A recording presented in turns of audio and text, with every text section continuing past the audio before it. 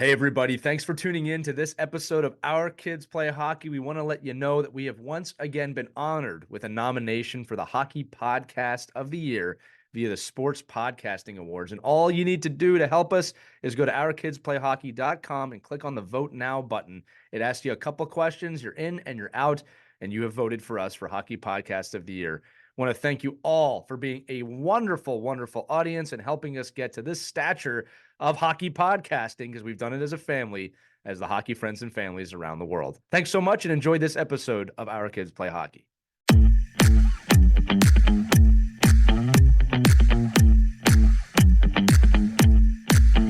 Hello, hockey friends and families around the world. Welcome to another edition of Our Kids Play Hockey. That's Christie, Burns, and Mike Benelli, and I'm Lee Elias. Hopefully this isn't your first episode, but if it is, welcome. I want to thank you all for being here. We want to thank you for liking and subscribing and all the fun things that we always tell you to do at the beginning of a podcast. Got a really great topic today. This one kind of came up out of nowhere, but it's one we want to talk about. We think it's going to benefit you greatly, and it's how to coach, manage, or parent when you're overwhelmed. And we'll start this off with a little bit of a story. This is something that I know all three of us have had dealt with at one time or another in our lives. You start the season with one mindset. You know how the season's going to go. You got a plan in place. Everything's ready. And then it just gets completely blown up right after the first couple of the games, for whatever reason. Maybe you're not as good as you thought you were. Maybe you lost a player or multiple players to injury, or maybe they went to another team. Maybe the tactics you're using aren't working. Whatever it is, things can pile up very quickly, and it can be overwhelming. And what we want to do in this episode is teach you how to attack this situation to ensure a good season. Because what I find happens a lot of times is when the leaders are not prepared, they start to trip over each other. Tension goes up, and before you know it, it's December and the season's kind of out of reach already. So there are some things you can do to jump on top of that right away and make sure that you are prepared, that you get your team prepared, that you get the right mindset to right the ship, if you will, to keep the season going the way you want it to go. So the first topic to do this, right? And again, I want to paint the scenario. But funny enough, guys, I'm actually working with several teams this year facing this, right? Where the first couple of games have gone by and we're just not where we want to be for whatever reason, right? First thing we have to do, take a step back, a big step back, really figure out what is the win for the season, right? Everybody wants to win championships. There's nothing wrong with that. That's a great goal. All right. I'm not saying that you should change your goal to not doing that, but what is the real win for the season? Is it graduating players? Is it kids getting better? Is it just the kids are smiling and having fun at the end of the season? Mike, I'll start with you. I think the first thing you have to do with any season, whether you're in this position or not, is make sure you identify a realistic win for the year. Yeah, I mean, that really goes back to your basic, what is your goal setting going to do? How are you going to establish, where you want to be throughout the season? But I also think you have to preface it, especially, at the youth hockey level, when you're dealing with parents on a one-on-one basis, that don't allow even daily, right, issues to keep festering and going on without addressing them. Right. And I think because you can have, I used to joke around that the worst case scenario for me was to have a successful first weekend and destroy every team we played, because then now the expectations are, well, that's who we are. Right. And if you can manipulate your schedule, if you're fortunate enough to be able to manipulate your schedule to know, where your team might end up, you can actually help with that. But I think if you can get the parents to understand that there is, and it's a whole educational piece, right? That there's a long process, believe in the process, believe in, the fact that at the end of the year, we want to be somewhere, and it might not be a championship, but it's going to be a win somehow, one way or another. We're going to accomplish these goals. Some of them may result in the championship. Some may result in your son or daughter just getting better. Some may result in your son or daughter continuing to play hockey.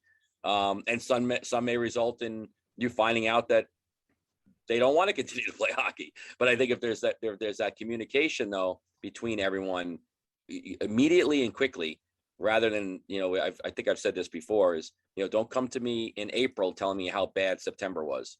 And you need to address it as you go. And I think, and because we all have, I know me as a head coach, I forget that there's 18 other parents that also have a lot of issues going on and a lot of stress, and they're having, time to try to juggle. And my expectations for what I expect out of them, it might be different too, because I don't know what's going on in their life. I don't realize sometimes if somebody's lost a job or lost a loved one, or is having a student at home that's struggling academically and they're fighting whether they should be playing a sport or not. There's so many other pieces that go on, but I think the overall theme and that overrides everything is just communication.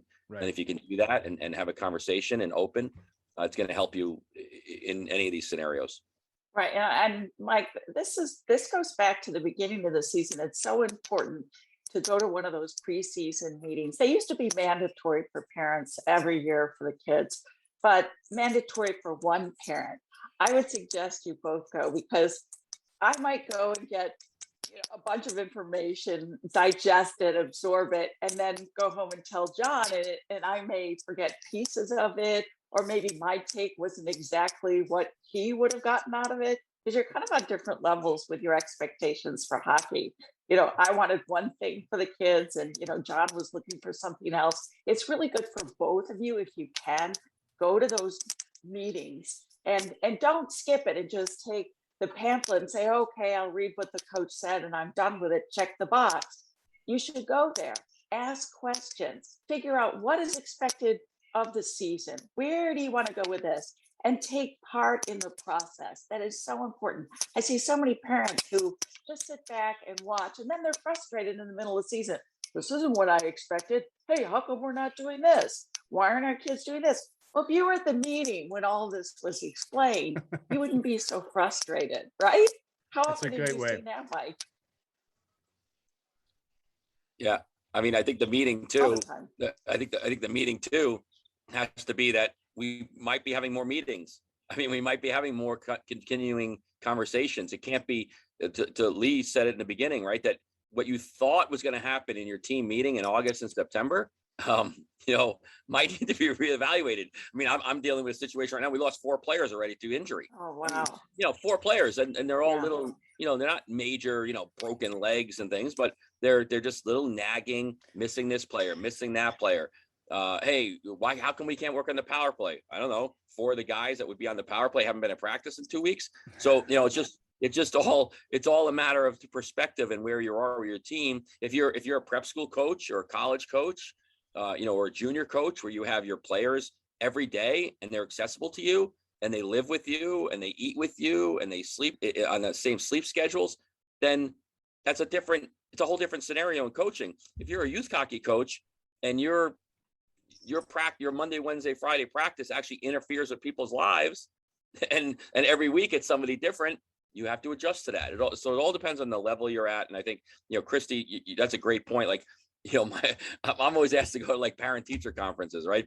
And my wife always goes, because I come back, I'm like, I don't know, they got their books and she seems to know what she's doing. They seem to know what they're doing. They have, I'm a little upset they don't have recess as much as they should, but they seem like they're getting by. She's like, well, did you ask about this? Did you ask about this? Did you ask about this? I'm like, no, I didn't even want to ask. I don't want to be bothered with it. Yeah. I said, I don't know. They're the professionals. I figured they know what they're doing. Why would I ask? Hey, honey, here's the pamphlet. Just read the pamphlet. It'll take care of it all. Come on. Yeah, here's your goal. Get my kid to the next grade. Why didn't you ask him about how many times well, why do we need to know that? Oh, gee, I don't know, because I might have to take the weekend off. Gee. Right. I remember telling my son's first grade teacher, I need him to read, I need him to write, and be able to do basic math. And this is during the pandemic. I was like, if you get him there, I think we're doing a pretty good job, So being prepared is obviously pretty important. And I think that sometimes too, and this is kind of for everybody, one of the things that happens is you have a bad game or two, or Mike, like you said, a couple players get injured, and then suddenly you're thinking about February and March, like we'll never get there.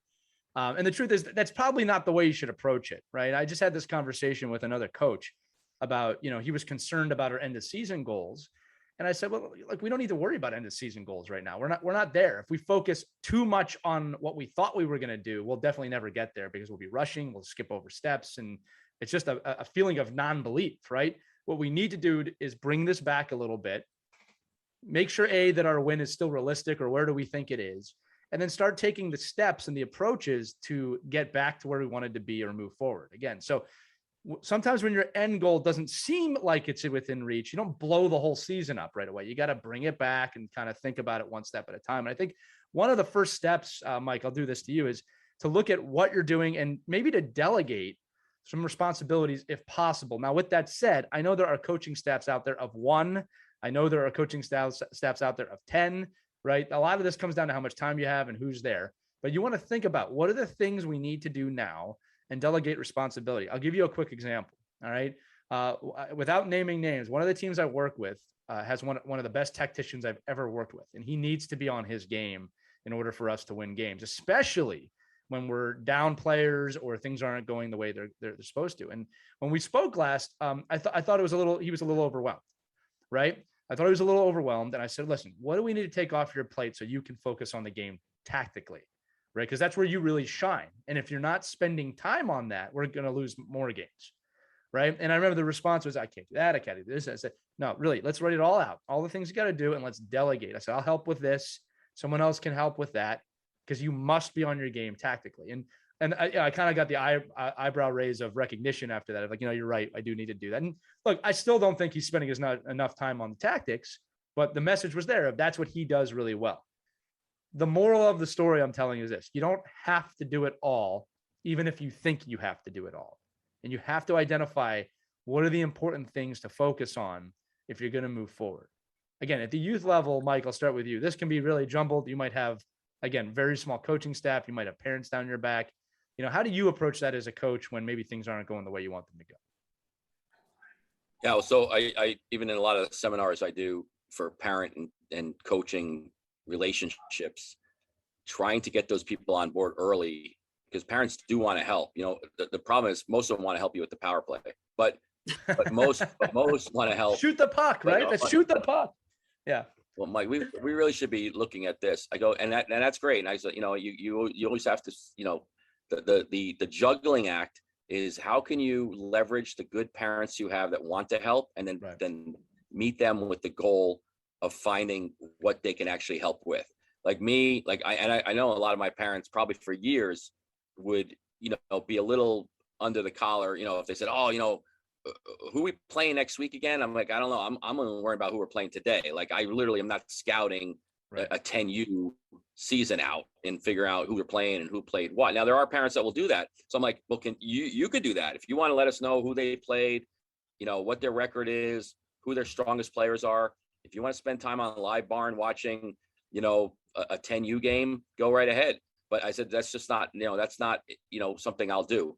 But I think delegating out, who's going to be coordinating the tournaments, who's going to be coordinating the meals, who's going to be coordinating that all the kids got their uniforms on time, who's going to do the team picture. There's the whole different, who's going to, the dreaded, who's going to run the clock on the weekend, for us. Not the clock. Not the clock. Don't show me that. Like I'll do anything else, but don't, anything but the clock. When the parents, I sent an email out this weekend saying, oh, so-and-so, can only be here Saturday. Is there anybody can volunteer for Sunday? It was like crickets. I was like, it's like, but that's poor planning on my part. I mean, that's something I should have, thought about ahead of time and said, okay, well, I have a lot of parents that don't want to do this. So we can do one of two things, right? I can pay somebody and say, okay, Mom and Dad, we're all forking out $150 each for the season, and we're going to hire somebody to go do our clocks at home games, whether a junior player or a midget player, or we have to take that responsibility. But again, if you're thinking about it 5 minutes before the game, like I did yesterday, you're going to be in trouble because it's just, and then everybody gets hot, right? Because then I'll say, well, I'll do the clock. If nobody wants to do the clock, I'll do the clock. But guess what? I'm not coaching the game then. So, but that's poor planning on my side. And I think that's where if we can, and that adds stress, that adds undue pressure to maybe a game that doesn't need that pressure ahead of time. All those little things. And in high school, we always had sign-up sheets for the volunteer work because we would do a team dinner before our home games. So every parent would sign up for that home game to prepare a really great meal for the kids. And it would be right in the school cafeteria. But everybody was assigned, or even at the rink, because they had a nice area at the rink. So, of course, I'd make my Italian feast, and that was always very popular. But it was really easy when you had a sign-up sheet in the beginning of the season. Then right away, you can look at it. And if there was a conflict, then you could try and switch as a parent. Hey, I can't do next Saturday. Can I switch with you? And the parents work it out. So sign-up sheets are great for the volunteer end of it. For the clockwork, you raise a really great point because everyone hates that job. But then if you pose them the question, well, do you want to fork over $150 to pay somebody? I bet your parents would step up. I think you're right. Yeah, or the one parent will say, "Here, I'll pay for the whole thing. I don't care." It's like the fundraising conversation we had. Yeah. Right? I haven't but had that happen yet, but yeah. Yeah. No, well, I just we're hopeful, right? But I think the over it just goes back to, if you want to have less stress. I say this to the kids all the time that play for me. Okay, what do you're coming to the bench? You have one stick. I said, how much stress is this going to be for me, for you, for mom, for dad? When that stick breaks in the middle of a game, and you tell me, where's your stick? Oh, it's in the car. Well, you're just adding stress. So let's just take care of this now, so I don't have to worry about it later. And I think it's the same thing for a season. Let's just make sure that parents, step up, help out. If they can't, then find alternatives to do that, or eliminate it and say, this is why we're eliminating this piece of what we do. We're eliminating team meals because we're unable to have a functionable team sign-up sheet. I want to say this too, guys. And again, for those of you maybe listening for the first time, my son's playing on an 8U team, right? And I got to be honest with you, I'm super impressed so far with our team manager, our coach, and our coaching staff. There's really a lack of ego, which is great. Our team manager, who's a mom on the team, is willing to do anything she can. And it's obvious, right? She's going out of her way to do anything she can. She has a really great rapport with the head coach. And I think above all, there's really, really clear communication to the parents. I mean, one of the things we don't talk about enough on the show, when we were all growing up, we didn't have apps, we didn't have phones. Like, we use Team Snap now, clear communication. We can find games, we can find practices. I mean this, it's never been easier to communicate. All right. So communication really should not be a problem in today's coaching world. All right. Now, one thing I do know that can be a problem, it's not so much on our team, is ego. All right. And look, you're going to run into this on every team you're on, even the good ones, right? Where ego is there, and ego can manifest itself in a lot of ways. Head coaches can have ego about what they're supposed to be doing. Assistant coaches can have ego about where they're supposed to be. Parents can have ego about how we're supposed to play. Players can have ego about what I'm supposed to be doing on the ice. It's a natural progression. As a coach, and this really is the coach's job, your job is to temper those egos and try and manifest them in a way that's going to be great for your team. All right. And you can do that, one, by setting realistic expectations, and B, by communicating, right? Like, one of the things I tell head coaches I work with, because I'm typically assistant coaches, I'm an assistant coach nowadays. I tell them really early on, I have no aspirations to be in your position. I have no aspirations to take the U18 team, now that we're doing 8U, I just love, this is why I'm doing it. My son's on the team. I have some experience in the game. This is why I'm here. I'm here to support you.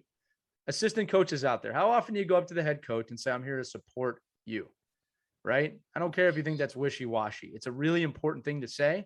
And head coaches, how often do you go to your assistants? I appreciate you and what you bring to the table. It's not a kumbaya thing. It's an establishment of, these are the roles that we've placed for ourselves, and this is how we're going to work together. The head coach on this 8U team, I give him a lot of credit. He's a really good guy, a really good coach, really understands the fundamental of what 8U hockey is all about. I think the thing I admire about him most is that he actually comes up to me and asks for my advice. I don't admire him because it's me. I admire him because he's willing to make himself vulnerable to someone who works in the game and say, hey, what can I be doing better? That's a great coach, is a coach who knows he can be better and wants to be better. And we have a great working relationship, right? And again, we're only a few games into the season. We're kind of like 500. We're trying to figure out, like most Mike teams, where we fit, right? But there's no panic. There's just a lot of looking at the team and saying, okay, how can we work better together to get to the next step, right? So delegating is very important, but I think really what we should be saying is trying to remove the egos. Parents, you have to do this too. I'll admit, it's very hard when your kid is on the team. All right. We all want the best for your kid on the team. But Mike, as you said, there's that great Robin Williams quote. And you can apply this to all walks of life, not just hockey, but it's, everyone's going through something you have no idea about. Be kind. All right. I often think of this, guys, and Christie, I want to get your thoughts on this after this too. When I'm in traffic and I get cut off, or someone gives me the bird and it's just really, you're driving aggressively for no reason. I've removed ego from those situations. When I was younger, I'd be on the horn, cursing back, You're trying to cut me off. Nowadays, I'm just kind of like, peace be with you, because I don't know what's going on in that person's life. Maybe they're just an a-hole. That's possible too. But I don't know. I don't know if they just got divorced. I don't know what's going on in their life. Right. And again, like, as long as they don't hit my car, all right, whatever, man. You're going to get there about 12 seconds before I do, but that's okay. Enjoy your day. You got to really think about this. Coaches have issues too, right? Coaches feel the pressure too. Christy, parents feel this as well. Yeah, but when that happens to me, I swear in Italian and give them the Moloik. So Yeah, I guess I haven't figured. learned my lesson yet. Yeah. You ever cut anybody off? I'd love to see you cut someone off, Christy. Yeah. Oh, you don't cut me off. Yeah. You really, and sometimes it helps just to do some meditation. I swear by it. Just kind of, if you feel like you're just losing it, just kind of control yourself, take some deep breaths, think some lovely thoughts, and let it go. As this one coach once told our kids, and I just love this line, because they get, my son's team, there were a bunch of hotheads on the team, and, they got penalty, they had potty mouths. So, and the coach had pulled off the side, and this is what he told them at the beginning of the season: if things get out of control, you're just losing it, I want you to flush it. Just let it go. And the boys remember that. So every time they kind of got out of control, he'd use the symbol, flush it. And that was their cue. And they would just control themselves. And he talked to them afterwards. It's really not worth it. If you end up in the penalty box, that's going to hurt us more than anything. So, remember, the penalties can really hurt your game. So you got to control your anger. He was a great coach, though. He really kind of helped the boys learn how to maintain their anger issues. And, as you know, Mike, it gets heated out there, and it's very easy to just light a match, to that fuse. And the kids get out of control. So if you can help them deal with that, because that's going to help them later in life when they're stuck in traffic and someone cuts them off. Same thing. Go back to that training from that coach who taught me how to maintain and to flush it. You can flush it. Christy, Mike, I want to get your thoughts on this too. You're actually segueing unknowingly into the next part of this, which is great. And it was going to talk about present moment awareness and kind of the stigma surrounding the mental side of sports. And for the older coaches out there, even the younger ones that were raised by older coaches, this is something that's going to be dramatically changing in sport, not just hockey, over the next 10 years. And I hear a lot of people denying the science behind present moment awareness, meditation, and whatever you want to call it, mental fitness, right? And there's a stigma that is weakness, that if you show any type of vulnerability to this stuff, it's a weakness. I'm telling you right now, you can mark the date. The date is September 20th, 2021. By 2031, this is going to be a major tactic to winning and coaching in sports, is the way you keep mental fitness in the game. Now, what is present moment awareness? Let's just define that real quick for our audience, okay? I always say it like this.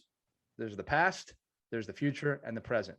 The past has already happened. The future has not yet. The only thing that's really your reality, your only reality, is the present moment. I have kids. I love them. Right now, I'm doing this show. My only reality is this show. Doesn't mean I don't love my kids or care about them. But this show right now, speaking with you two in this audience, that is the reality, because we're in the present moment. That's how I stay focused. We often talk, the three of us, by the way, listeners, that we love doing this show because it takes us away from some of the stresses of our daily lives. We can come do Our Kids Play Hockey, and for an hour we can relax. Present moment awareness is insanely important. You reflect on the past, you look to the future, but you stay in the present moment. Quick story, if I may. I remember we were coaching in a championship game in Europe. There's 10,000 people there. We're winning 4-2. I might have told this story before, but it's the key point of this, because this is really when I learned the power of this. And I remember we're up 4-2, and the other team scored. It was 4-3. This is a big stakes hockey game. It is for a national championship in another country. And I remember for a quick second, seemed like an eternity, I had this seed of doubt plant in my head that, oh man, they're going to tie it up and they're going to come back. And I just felt that, right? And I don't know how I had the clairvoyancy for this. It was divine influence or not, but I kind of snapped out of it really quick. And I said this to myself: how amazing is it that I am on a bench in a professional hockey game? There's 10,000 screaming fans. And I'm here right now in this moment. All of the stress immediately went away. I got right back on my game. I tell people, it doesn't matter if we won or not. We did win. All right. We did win the championship. But my point is that was how I snapped back. If I had kept going, if I had kept thinking about that, not only would it have been bad for me in my job, but players pick up on that stuff big time. If a coach looks worried, the players start to get worried. You can take the money to the bank on that one. Now, again, this was probably only for 10 seconds. I was thinking this seemed like forever, but present moment awareness, right? I do that now on the bench. All right. If the, I'm in front of 10,000 people kind of thing isn't your jam, then present moment awareness for you on the bench is, okay, what is the next thing I need to focus on to help our team succeed in this game? Whether it's winning or helping a young kid out. It's so important you learn to do this in your life. And again, the last example, and then Mike, I'll throw it to you, is this. Have you ever been reading a book? We've all done this. You've been reading a book and suddenly you realize you read 5 pages, but you didn't retain any of it. You didn't really read any of it. You read the words in your head, but you didn't retain any of it. You left the present moment if that's happened to you. I don't even know where you went. You don't even know where you went. All you know is it comes back. You're like, wait, I didn't read any of that. Let me go back. I do this on TV. Okay. So it's like a whisper to leave the present moment. The key is just being aware of it first. And then you have to continually practice snapping back to it. Okay. Our minds are unbelievably complex and weird places, and you're not the voices in your head. All right. Your voice will tell you, I got to worry about this thing 2 days. Mike, you said it before. What about next weekend's games? Man, I'm in this weekend's games. What are you going to next weekend? We haven't even played this game yet. We're all guilty of doing it. All right. Including me. All right. I practice this all the time. I still do it every day. I slip in and out. Right. The first key is to realize you're not in the present moment most of the time. Yeah. And this goes back to what I said at the start of this segment. That's your only reality. When you're with your kids, are you really with your kids? Right? When you're coaching a game, are you really there, or are you worried about 3 shifts from now? Right? Present moment awareness. For more on present moment awareness, Mike Benelli. What are you saying? Exactly. So what do you say? Huh? I was thinking about the next podcast. Our next podcast next week. I was thinking about next week. Stay focused.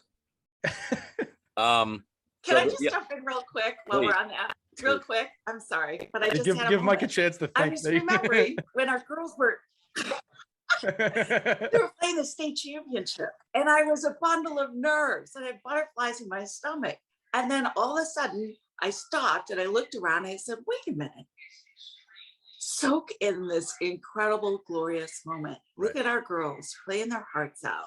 No matter what happens, they made it to the state championship. And I looked around and I just absorbed what the parents were thinking and feeling, and the girls. And it's like, it was just, I relaxed and I just enjoyed it. They ended up winning the state championship. That's but awesome. Even if they didn't, it was okay.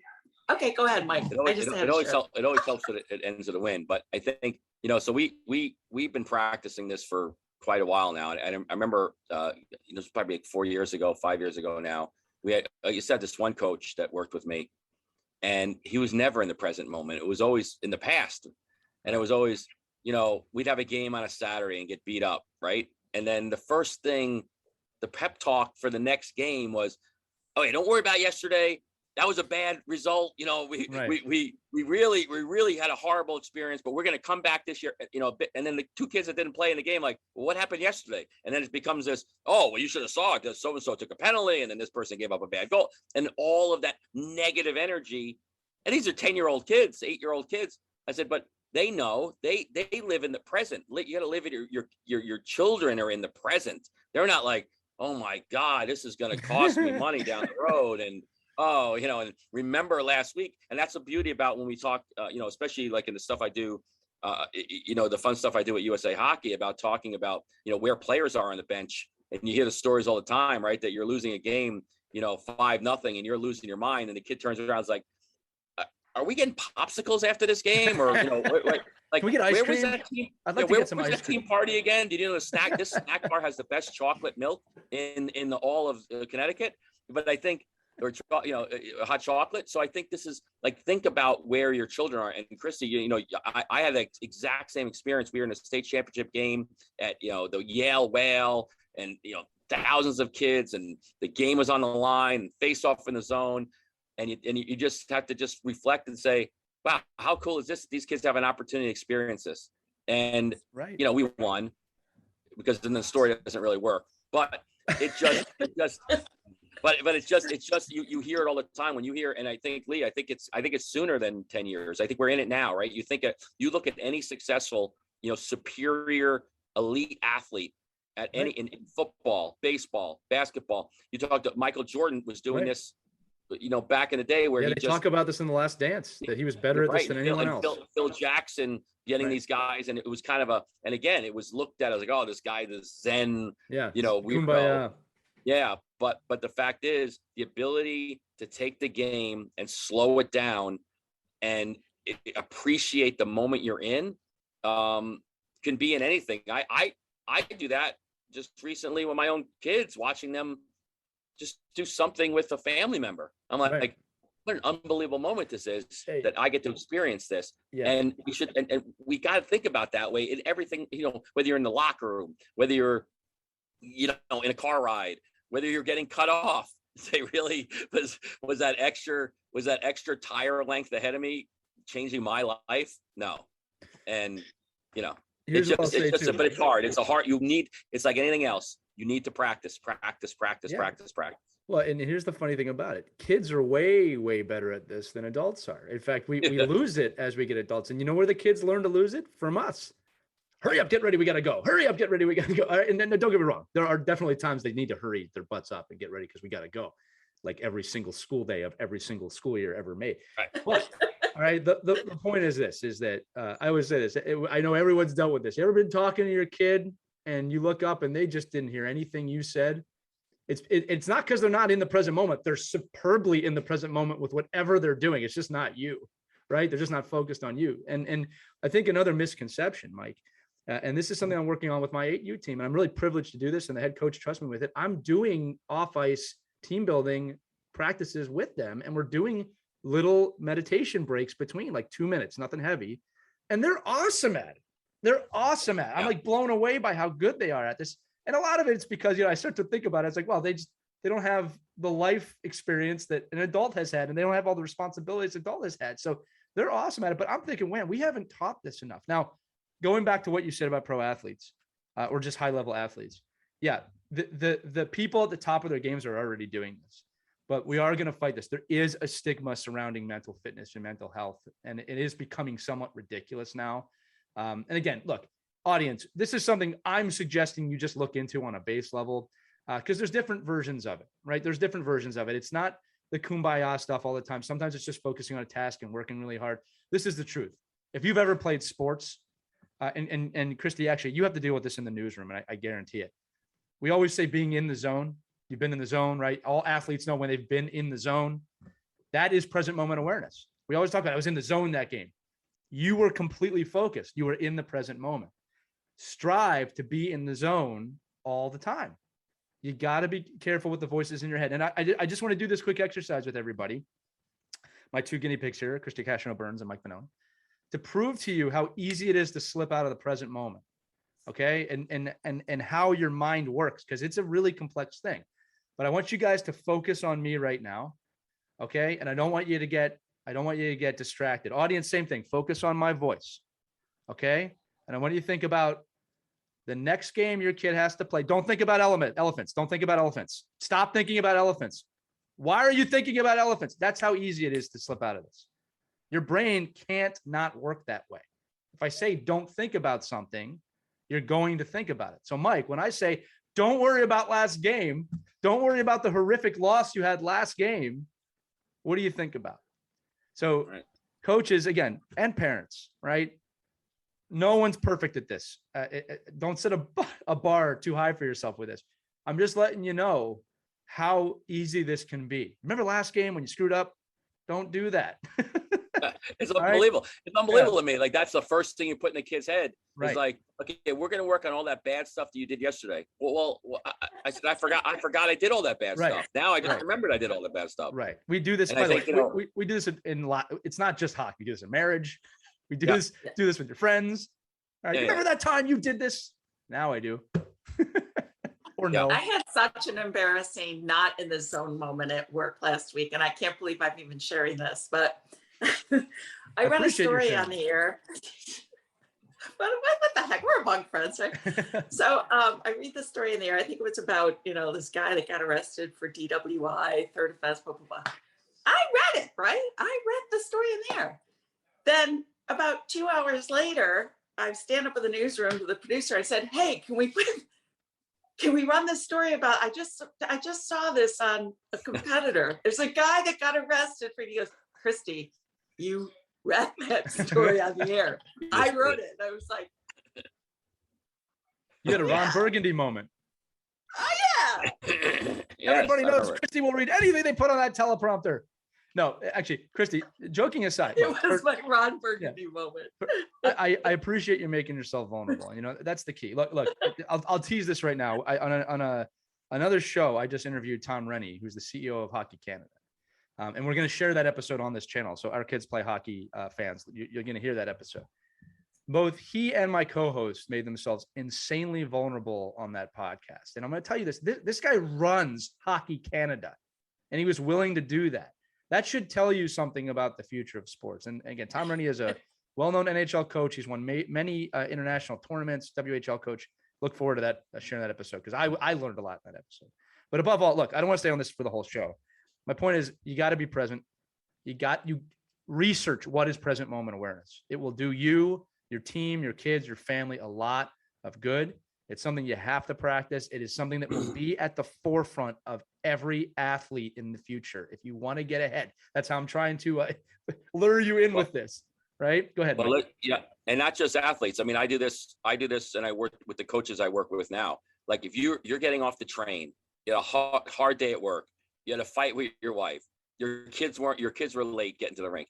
All you need to bring yourself into a present moment, because you can't allow that negativity to be the first thing that you experience when you step on the ice. I feel it. And I've gotten into the habit now where I kind of move myself to almost a different room of the rink and just say, okay, I'm going to bring this hour to my kids. I use the analogy all the time to my kids. Like, I want to enjoy practice. Like, my goal is to have the most fun out here. The only way to do that is for you to have fun. So my goal is for you to have fun so I can have fun. Right. But you need to mentally put yourself in that place, because if you're going to drag the part of the day that was the most negative parts of the day to your first 4 minutes of practice, you see coaches, they'll do a drill. It might be the crappiest drill they've ever devised. And the conception of the drill is bad. The implementation of the drill is bad. They didn't explain it properly. The kids mess it up. They lose their minds. They put the kids on the goal line and they skate them for the first 10 minutes of practice. And then you wonder why your practice stunk. And you wonder why nobody, is happy about the skate. So you as a coach need to do this as well. You need to come in saying, I'm going to come in here with a better positive attitude. And I'm going to prepare you to help me have a great attitude today. Yeah. Parents too. Look, this is how I'll close this out, is that if you're willing to take the step into this world, you will be surprised. There are 2-minute exercises you can do to completely get yourself back to where you need to be. Christy talked about sometimes it's meditating and breathing. If that's not your jam, totally get it. What I like to do, guys, is I'll stare at something intensely for 2 minutes. All right. I mean, I'll go look at a leaf and look at the colors and the textures. And I'm honestly, look, when I start doing that process, if I'm really, really kind of uptight, what's funny is I start, and my brain will go, this is stupid. Don't do this. This is dumb. You don't want to, you hear the voices. And I kind of tell myself, like, screw off. I got to do this. 2 minutes, and I can usually get myself kind of where I need to be. It might not last too long, and I have to do it again. But I'm just personally saying this. I've studied this. It's something I really believe in. I'm telling you, top level athletes, top level people do this. And that most people go through this should scare a lot of you. Most people go through their entire lives without recognizing present moment awareness. All right. it's a key to a better life in a lot of ways. So just a lot on that in this episode. So I want to move on. And I want to get a little more into what people usually like, which is the kind of the tactics and the how-tos and what you should do. So let's go back to the beginning. Your season got blown up. Things aren't working. All right. A conversation I had the other day. I don't know how we're going to get here. I don't know how we're going to get here. I don't know how we're going to do this. I don't know how we're going to this power play. Okay. Whoa. Let's calm down for a minute. First thing I'll have a coach do or someone I'm working with. Let's just write it all out. Let's capture everything that you think is going to go bad and just write it all out. Okay. Good. We got them all out. We wrote them all out. There's the 7 things now we're feeling danger zone with, right? Now prioritize them. Which is the most important thing? What's the second most important thing? Now we have a list. Okay. Maybe the power play is not as important as our defensive zone coverage. I'm just going to keep this hockey rise. Okay. All right. Let's break it out. Explode it. What's the problem specifically with the defensive zone coverage? Now prioritize that. Okay. If you can't tell, I'm just breaking it down to a fundamental level and chunking things together. If you approach all of your problems as a coach, again, this is parent, this is everything. If you approach all of your problems, they're going to overwhelm you and you will crash. It is just not possible for one man, one woman, or anybody to overcome them. It is possible for a team to overcome them, though. You have to break them down, chunk them together, start with the fundamental base. Also, look at the age group you're coaching. One of the conversations I've had about the 8U team is, and again, the coach has been really awesome about this. The first couple of games, giving them 10 things, 15 things to work on. Let's get it down to 2 things we want to do good this game. Okay, not 10, right? Because the 2 will build into 10 eventually, right? Skate hard, make sure no one's behind you defensively. All right, so even at the pro level, we did this, all right? How do we start fundamentally and build from there? You can only take this one step at a time. No one can jump from 0 to 10 immediately, right? And if you do, someone's been looking out for it, right? But Mike, I know you've been in this situation before where both overwhelmed with a situation in the game, but also probably where you were able to step back and say, okay, our defensive zone coverage is really bad. Let's just start in front of the net and build from there. Yeah, I mean, you got to break little things down, and then you have to fight. Okay, do I want to?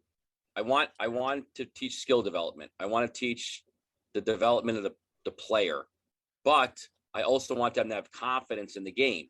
So you might have to vacillate between, okay, this is probably a good time where you can chip the puck out off the glass, which is like taboo, right? In today's game. Oh my God, don't ever get rid of the puck. But there are times when you need relief and you need to teach the players, I don't need an intricate breakout. I need a simple play to center ice. I need you to step 1, 2, puck move, 1, 2, puck move. Little things where they can take that, digest it. If you're going to try doing it in the game, I just haven't really seen a lot of success with that at the youth level, like in-game adjustments. We're going to change our scheme in the middle of a game. I just think it's a very hard thing to do. And you really need, at any level, you need an elite level player. Like you need the players that are at the top of their game at that age group in order to do that. But I think to go back to it, like I can tell you right now, I haven't worked on a breakout in 8 years, and I think my kids break out great. Yeah. And because they know how to move their feet, they know how to be active for a pass, they know how to accept a pass, and they know how to give a pass. Fundamentals. So you can do those things. If you can do those things, you can go into any system. I mean, one of the things that I like, one of the things I love about the players that hopefully that leave me, can go to anybody's system and play within the role of that system, because they can do all those little things that the system asks them to do. Because it could have a great system. If you can't skate, you can't pass, you can't get a puck off your backhand, you can't chip a play, you can't understand angles and zone coverage, then really you're not, you could do all the cone drills in the world and give the kids places to go, but you're not allowing them, to find the ability for them to play. I think it's so, breaking down, I know I guess fundamentals is the word, right? But it's really just, doing simple things that you could do very, very well. Right. And as you progress, you can then start exploring other opportunities. And I think on top of it all, you have to be a coach that's willing to allow them to make those choices on their own and make those mistakes. Because if you're not going to teach the fundamentals and you're going to just teach systems, and then they can't do it correctly because they don't have the fundamentals, then that's on you, not on them. You can't just say, well, you should, like, I love that. The best part is like, oh my God, you should know how to do this. Well, they don't. So you need to adjust. You need to coach them. Yeah. Who, Why am I dealing with you 10-year-olds? You don't even know how to pass. Well, A, they're 10, and B, then you need to adjust. This is the hand you were dealt. If you were dealt a hand of a bunch of 10-year-olds that were the best passers in the world, then you adjust to their level of play. You don't try to get them to come to the level of play you think they should be at when they don't have the ability to do it. You know, I'm going to bring up this great story I just read. Christy, you're going to love this too. And I want to hear your thoughts on this. I was just reading about Steve Kerr. So for those who don't know, Steve Kerr is an American basketball coach right now. He's won several championships with the Golden State Warriors. Also won a lot of championships with the Chicago Bulls of the mid to late 90s.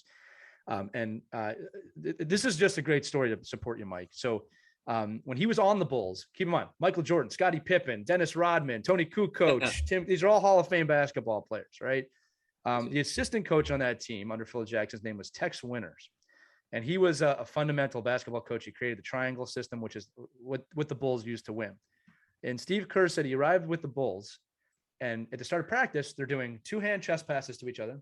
Then one-hand chest passes with the right hand, left-hand passes, not chest passes, with the other hand.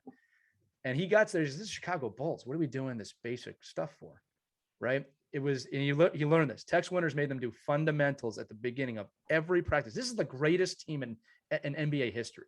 Like, that's not arguably, it is the greatest team in NBA history, starting every practice with fundamentals because they understood the importance of that. And again, Steve Kerr took that, and he's won a few times with the Golden State Warriors. All right. So you're never above it, ever. You're never above the fundamental side of the game.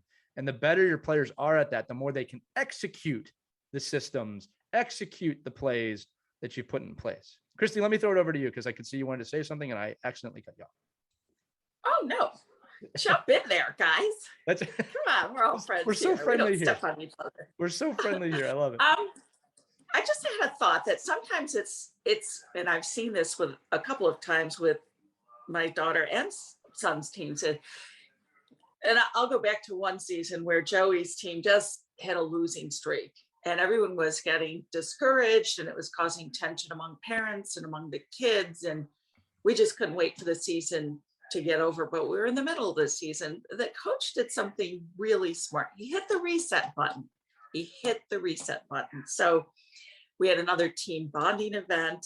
The boys played laser tag, took them out for a hike somewhere, took them out for pizza. So they kind of got to know each other again without the helmets and the pads.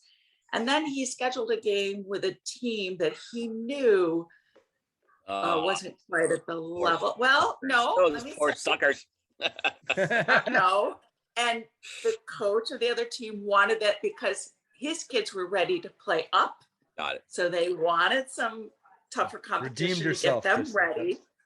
No, I'm telling you. You've redeemed yourself. Our coach was very classy about it. Right. So as soon as our boys started pulling ahead, then he made them pull back and just work on your passing and don't no more scoring, you're done.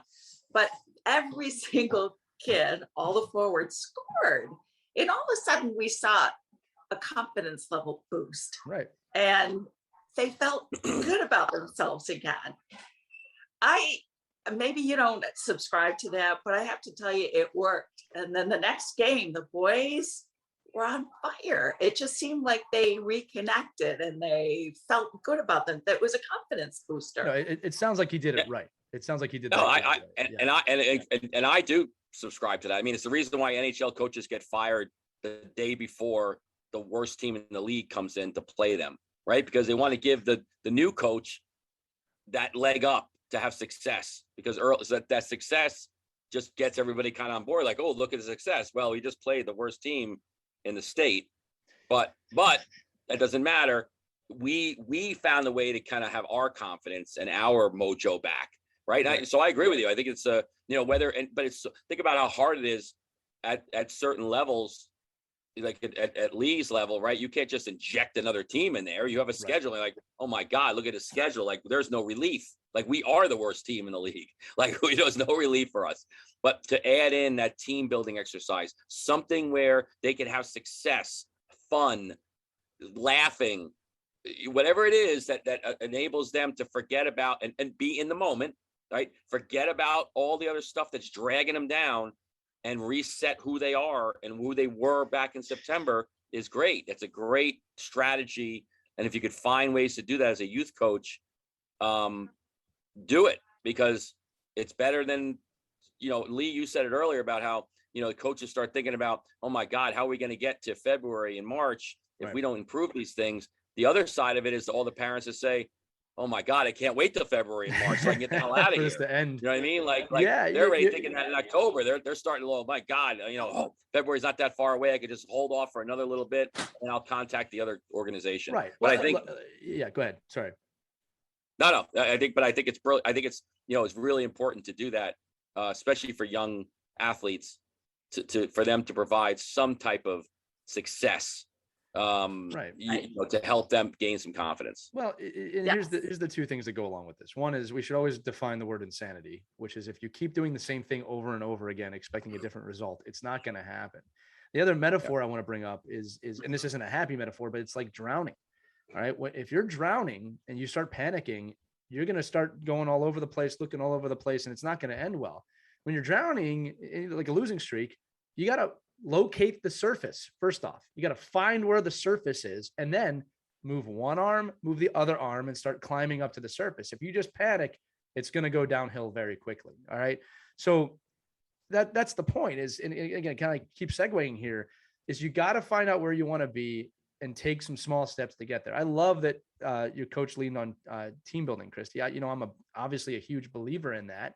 All right. And making sure that, like, let's just find something else to do. All right. Again, look, if you're losing every game, yeah, look, it's not easy. Like I'm not going to sit here and be like, no, you can do it. Like, that's not what we're saying.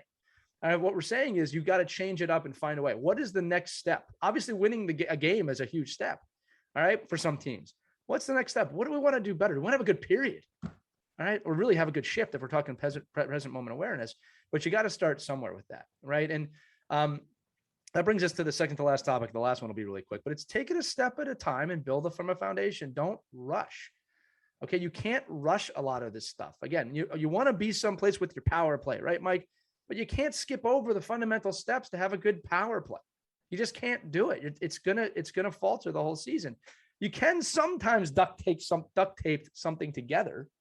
All right. But the truth is this, if you really want to be good at something over time, you got to practice it. You got to find the fundamentals behind it. Again, one of the major mistakes I see on power plays coaches is just other players not understanding what other players' roles are on the power play. They only understand their role. If you want to have a great power play, all 5 people on the ice need to know what the other 4 are doing all the time. That's what makes a great power play. Again, to go to another sport, you look at what Tom Brady's doing with the Buccaneers, man. They're winning like crazy right now because they all know what they're doing. That's why the Patriots are good too. Side note, not a Patriots fan, not a Bucs fan at all, but I do respect the way that they are coached and the way they perform and the demanding of excellence from each and every player and coach on that team. So I just want to say, you got to take it a step at a time. You got to break it out, find the fundamentals, find the starting place to learn, and make sure your players understand what they're doing. All right. Again, skate hard. Why? I know as adults, we know why we need to skate hard. Do the kids really understand why they need to skate hard? Is it just to appease you? Or is it better for offensive and defensive opportunities? Like, Mike, I'll give you a good example. And again, I'm putting you on the spot here. But like my team, a couple of games had some problems clearing the puck out of the front of our net. Either they're not aggressive enough or they're just passing it through the middle, right? They're 8U.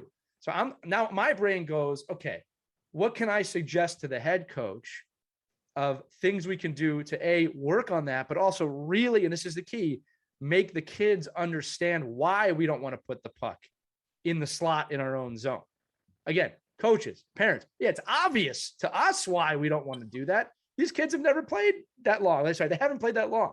I need them to understand why you don't do it. Mike, what are your suggestions as superstar, level 5 USA hockey coach that we all respect and love on this situation? Yeah, no, well, that's a big problem, right? I think we play a lot of games like break the gate games. So if your kid, like, there's a battle in front and the defenseman has to get the puck and throw it between 2 cones in the corners of the rink. So they just have to turn, find the gate. If you hit the gate, you get a goal. If you put the puck up the middle, you lose a point. And those competition pieces are huge because every kid wants to get the puck, throw it up the middle. It goes to the defenseman, which might as well be a pass. And then you're causing your own demise. Like, you're adding to the stress of the situation. the nice thing about a rink is it ends, right? There's boards. It's contained. You're not just throwing the ball, puck up into the stands. You're actually putting it into a place where it's safe, gives you time. You talk about it all the time, right? It gives you time for space and an opportunity to regroup. And I think if, young defensemen learn, put the puck in the corner, it's not up on the point where you have all this ice. It's in a very confined space. We have time again. I mean, one of the other aspects too, when you talk about, skating hard, and I try to equate to the kids, like the quicker you get to the puck, the more time you have to then manipulate where you want the puck to go. If you're just going to kind of coast in, by the time you get to the puck, that opportunity for you to do something with it is gone. Right. And I think that's where the hustle comes in. I don't need you to hustle just to hustle, because there's a lot of times where I don't want you to skate hard coming into the offensive zone. I want you to delay, and I want you to create space by slowing the game down and looking for support. And, there's a difference between being fast and being quick. And, you could be quick and think about how you want to make the play. But if you're too fast and you get to an area too quickly, then you're just waiting, right? So, if you want to go, using our merge analysis, right? Or analogy earlier, if you want to fight me all the way to the toll booth, and I'm in the easy pass lane and you're in the change lane, but you beat me to the toll booth, but you don't have an easy pass, and you're just sitting in the change lane, and I'm passing you by saying, I'd give him Christie's, sign, and I'd be like, hey, listen, that was a great job rushing there to get there, but you didn't know that you didn't have the ability to keep moving. And I think that's where we want our hockey players to say, I love the fact that you're working hard, but understand that sometimes you've got to work smarter and quicker as opposed to just faster. But I think, like for you, like if I have an 8U team, I do that with my 14U team. You get the puck, you can skate it, or you can put it through the gate. You have two options. Think about where you want to go. You want relief, put it in the gate. You win. And in the game, you win. I like that, Mike. That's great. By the way, that was a great easy pass analogy. For anyone listening, not in the Northeast side of the United States or East Coast, easy pass is our fast pass lane on the highways. So it's sun pass in the Florida. I forgot what it is out west, but they exist. That's going to bring us to the final little nugget here I have on this. And this is probably the most important thing. It kind of goes hand in hand with present moment awareness. We all have to remember at the end of the day, this is just not the be all and end all of life when it comes to youth hockey. All right. It's important. It's important to our kids. We all love it. I'm not taking anything away from that, but it is not the be all end all of life. All right. There are parents, you want to talk about struggle. There's a single mother out there who just lost her job and has got to figure out what to do with her kid. That's struggle. That's adversity. All right. We just have to anchor ourselves, with certain situations when things aren't going bad or good or bad in a youth hockey season, you got to bring it back down to earth. And especially if you're feeling so much anxiety and stress, bring it back down to earth. Hey, my kids are healthy, right? I have a roof over my head. I don't think there's anything wrong with doing that. All right, I think it's good for you. I think it's good for your kids.